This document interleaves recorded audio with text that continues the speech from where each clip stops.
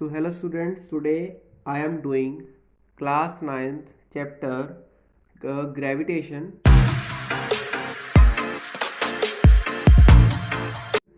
I am doing the universal law के बाद जो टॉपिक स्टार्ट होता है फ्री फॉल वाला, वो हम स्टार्ट कर रहे हैं।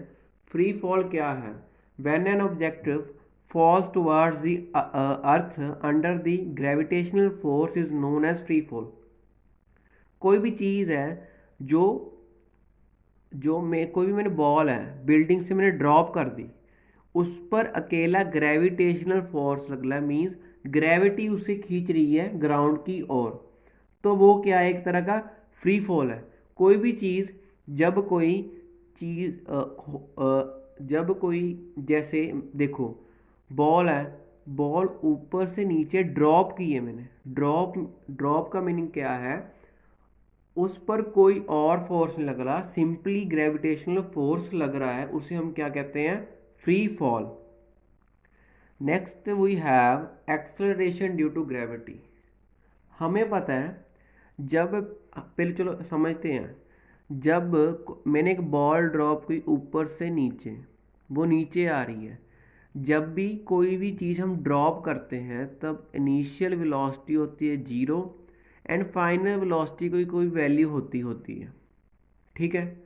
एंड जब कोई चीज़ हम नीचे से ऊपर फेंकते हैं तब यू की कोई वैल्यू होती है, वी की वैल्यू क्या होती है? 0। इसका मीनिंग क्या है? यहाँ पर बॉल जा रही है रेस्ट टू मोशन, यहाँ पर बॉल जा रही है मोशन टू रेस्ट, क्योंकि एक पॉइंट पे आके बॉल ने नीचे भी तो आना है, तो यहाँ पर क्या हो जाएगा? Rest point. ठीक है, आपको ये बात पता चलेगी। अब यहाँ पर यू वी है, यू और वी है तो टाइम भी होगा, क्योंकि कुछ टाइम में बॉल कवर करेगी डिस्प्लेसमेंट और हाइट कवर करेगी, तो यहाँ पर एक्सेलरेशन भी तो लगेगी। अब वो एक्सेलरेशन क्या होगी बताओ? वो एक्सेलरेशन होती है एक्सेलरेशन ड्यू टू ग्रेविटी। जो ग्रेविटी बॉल के ऊपर एक्सेलरेशन लगा रही है वो होती है एक्सेलरेशन ड्यू टू ग्रेविटी। अब इसकी जो वैल्यू होती है वो क्या होती है? फिक्स होती है। हर केस में 9.8 मीटर पर सेकंड स्क्वायर ही हम ग्रेविट एक्सेलरेशन की वैल्यू लेंगे, एक्सेलरेशन ड्यू टू ग्रेविटी की। एक्सेलरेशन की यूनिट पता है आपको? मीटर पर second square. Next we have G value, means acceleration due to gravity value in terms of big G, means gravitational constant. According to universal law of gravitation, हमने ये force का formula पढ़ा हुआ है। एफ इज इक्वल टू क्या होता है? G M M by D square. ये है यूनिवर्सल लॉ ऑफ ग्रेविटेशन। अब जो नेक्स्ट फॉर्मूला है F equal to M G, ये कहाँ से आया बताओ? देखो, बॉल मैंने ऊपर से नीचे ड्रॉप की, उसका मास क्या है? एम। एफ फिजिकल टू क्या होता है? एम ए होता है, तो एफ फिजिकल टू एम तो आ गया मेरे पास। अब मैंने आपको बताया था जब भी ऑब्जेक्ट ग्रेविटेशनल फोर्स के अंडर होता है तो उसको कौन सी लगती है acceleration? Acceleration due to gravity लगती है, मींस स्मॉल जी लगती है। तो मैंने ए की जगह क्या लिख दिया? Small G. From two equations F F same है तो ये भी क्या हो जाएंगे? इक्वल। तो मैंने इक्वल कर दिया दोनों को। यहाँ पर मास, जो मास ऑफ द ऑब्जेक्ट वो तो निकल गया, कटिंग होगी। तो G acceleration due to gravity का एक फॉर्मूला बनता है हमारे पास, G M by D square. ठीक है। अब जो हमने 9.8 मीटर पर सेकंड वैल्यू फाइंड की है वो हमने कहाँ से की है? इसी फॉर्मूले से तो की है। जी की वैल्यू हमें पता है 6.7 इंटू 10⁻11। ये जो मास है हमने अर्थ का लिया है, क्योंकि हम बिगेस्ट मास लेते हैं इस केस में। एंड डिस्टेंस हमने ये रेडियस लिया अर्थ का, ठीक है। तो फ्रॉम दी सेंटर ये हमने इस सब कैलकुलेशन के बाद हमारे पास 9.8 मीटर पर सेकंड स्क्वायर क्या आती है? हमारे पास वैल्यू आती है स्मॉल जी की एक्सेलरेशन ड्यू टू ग्रेविटी की। अब ये भी याद रखना है, जो जो स्मॉल जी है ये हर तरफ कांस्टेंट नहीं है, मींस ये बदलती है। क्यों बदलती है? देखो हमारे पास फॉर्मूला है G is equal G M by D square. D क्या है? डिस्टेंस है, डिस्टेंस बिटवीन टू ऑब्जेक्ट्स। ठीक है। अब देखो, अर्थ एक परफेक्ट क्या नहीं है? स्पीयर नहीं है। अर्थ का जो रेडियस है वो पोल्स, जो अर्थ का रेडियस है वो पोल्स पे क्या है? कम है। क्या है? अर्थ का रेडियस पोल्स पे क्या है? कम है। इक्वेटर पे क्या है? ज़्यादा है। अब याद देखो, सेंटर से पोल तक का डिस्टेंस मीन्स रेडियस कम है। अगर यहाँ पर डिस्टेंस कम होगा, देखो जी और एम तो कांस्टेंट है, तो G is inversely proportional to D square. अगर डिस्टेंस कम है, इनवर्सली प्रोपोर्शनल का मीनिंग क्या होता है? One thing increases, other thing decreases. अगर डी इंक्रीज होगा तो जी क्या होगी? डी डिक्रीज होगा तो जी क्या होगी? इंक्रीज। इसका मतलब पोल्स पर जी की वैल्यू क्या होती है? ज़्यादा होती है। और इक्वेटर पर क्या है? डिस्टेंस हो गया ज़्यादा। अगर डिस्टेंस ज़्यादा हो गया तो जी क्या हो जाएगी? कम। तो जी की वैल्यू इक्वेटर पे क्या होती है? कम होती है। ठीक है। इसका मतलब जी की वैल्यू वेरी करती है विद द डिस्टेंस।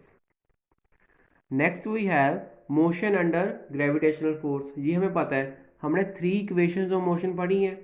अब ये जो यहाँ पर बस मैंने जस्ट चेंज किया, एक ही जगह क्या मैंने लिख दिया? जी लिख दिया इन टर्म्स ऑफ ग्रेविटेशनल फोर्स। ये तो हमने पढ़ी भी हुई है, इनकी मैंने डेरिवेशन भी डाली हुई है अपने चैनल में। ठीक है। तो यहाँ पर एक बात हमने याद रखनी है, जी की वैल्यू हम यहाँ हमेशा क्या लेंगे? 9.8, क्योंकि इतनी ही होगी। पर कई बार न्यूमेरिकल्स की कैलकुलेशन को हम आसान करने के लिए 10 मीटर पर सेकंड स्क्वायर भी ले सकते हैं। ठीक है। तो हेयर वी हैव, जैसे देखो, वी आर गिवन इक्वेशंस हमारे पास है ना इक्वेशंस। अब जी की वैल्यू मैंने क्या कहा था? वी वेरी करती है इक्वेटर्स और पोल्स में। ये इक्वेशंस अर्थ के सेंटर के पास ही काम करेंगी। क्या? अर्थ के सेंटर के पास ही काम करेंगी। अगर मैं अर्थ से दूर ले जाऊं तो जी की वैल्यू किसी पॉइंट पर कम होगी, किसी पॉइंट पर ज़्यादा होगी, तो वहां पर वैल्यूज भी क्या होगी? डिफरेंट आएंगी। सेंटर ऑफ अर्थ के पास ज़्यादा ये इक्वेशंस यूज की जाती हैं। ठीक है। वैसे तो आपको इतना डीप जाने की जरूरत नहीं है, जस्ट आपको इक्वेशंस याद करनी है, न्यूमेरिकल में इसकी वैल्यू फिल करके आंसर्स निकालने हैं। ठीक है। सो नेक्स्ट वी है mass and weight. Mass and weight में फ़र्क क्या है?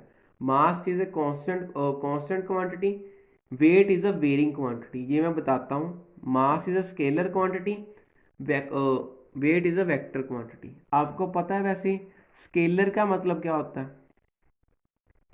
स्केलर का मीनिंग होता है मैग्नीट्यूड। क्या होता है? मैग्नीट्यूड का मीनिंग क्या होता है? Only value. मीन्स 10 kg क्या है? एक मैग्नीट्यूड है। क्या है? मैग्नीट्यूड। अब वेट, सॉरी, वेक्टर। वेक्टर का मीनिंग क्या होता है? Magnitude, magnitude plus direction. Means scalar होता ओनली वैल्यू, वेक्टर क्या होती है? Value plus direction. ठीक है। ये आपको पता लगा कि नहीं? अब मास है, ये किसी बंदे का मास 10 kg है अर्थ पे, तो वो मून पे चले जाओ, कोई भी प्लैनेट पे चल जाओ, मास 10 kg ही रहेगा। मास नेवर चेंजेस। ठीक है। तो मास is a constant quantity, mass is a scalar quantity, क्योंकि मास की डायरेक्शन तो होती नहीं। मास की अकेला क्या होता है? मैग्नीट्यूड होता है। और मास की ऐसे यूनिट क्या होती है? केजी। तो अब वेट है। वेट के लिए हम फॉर्मूला हमें पता है।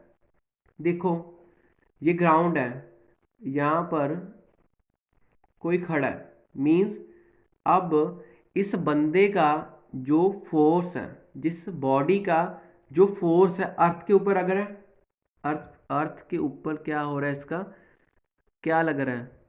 फोर्स लग रहा है, तो फोर्स का क्या फॉर्मूला आएगा, F equal to M G.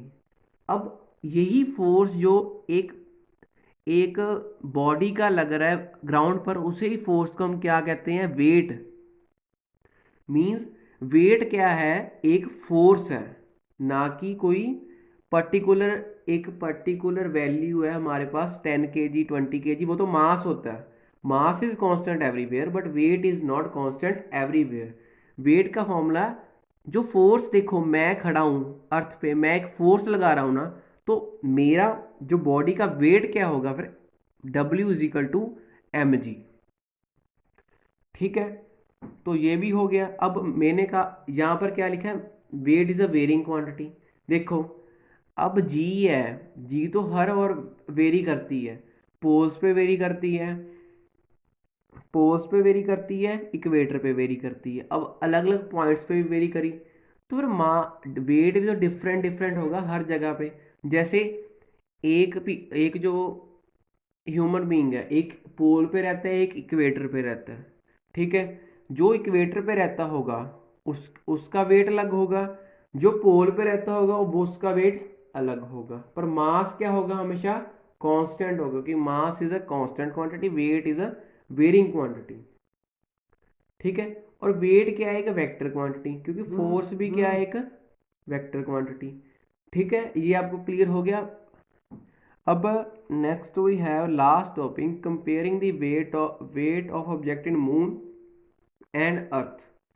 अब ये कैसे होता है, ये आप सिंपल याद रखो, weight on earth is 1/6, sorry, weight on moon is 1/6 times on earth. Means जो मून पर वेट होगा वो 1/6 टाइम्स क्या होगा, अर्थ के वेट के बराबर होगा। जैसे एक ह्यूमन बीइंग का वेट अर्थ पर है 36 न्यूटन। न्यूटन क्यों आया, क्योंकि F इजिकल टू क्या होता है, एम जी।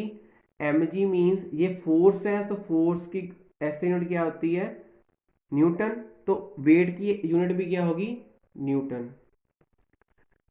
तो अर्थ पे क्या है 36 न्यूटन, तो मून पे क्या होगा, WM means weight on moon 1/6 times on earth पे मास, जो अर्थ पे मास है 36, 6 6 ज़ा 36, तो 6 newton will be weight on the moon, जो वेट होगा मून पे क्या होगा, 6 न्यूटन होगा।